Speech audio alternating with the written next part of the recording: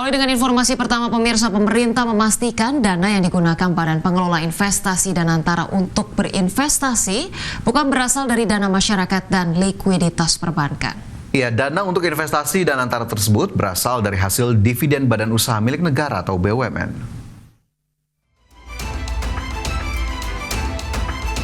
CEO Badan Pelaksana Investasi Danantara Rosan Losani menegaskan bahwa dana investasi yang digunakan Danantara 100% berasal dari dividen badan usaha milik negara atau BUMN. Untuk itu, Rosan kembali memastikan bahwa pemerintah menggunakan dana yang digunakan BPI Danantara untuk berinvestasi, bukan berasal dari dana masyarakat dan likuiditas perbankan. Danantara juga menegaskan investasi Danantara dari dividen BUMN ini akan dikelola untuk dua hal, yakni pertama penguatan BUMN dalam bentuk penyeluruhan modal, dan yang kedua untuk investasi. Memang Danantara ini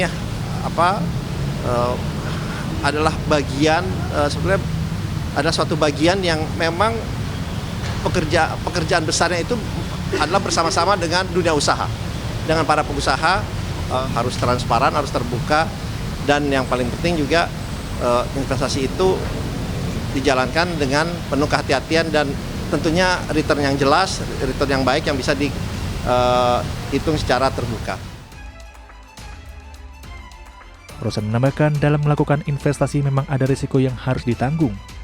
Risiko yang dapat dihitunglah yang akan menjadi sasaran investasi Danantara. Pihaknya telah membidik bidang-bidang yang akan didanai, seperti hilirisasi. Menteri Investasi dan Hilirisasi ini juga memastikan dalam prosesnya Danantara harus mempertimbangkan aspek kehati-hatian dan dampak jangka panjang perekonomian. Dari Jakarta, Tim Liputan IDX News.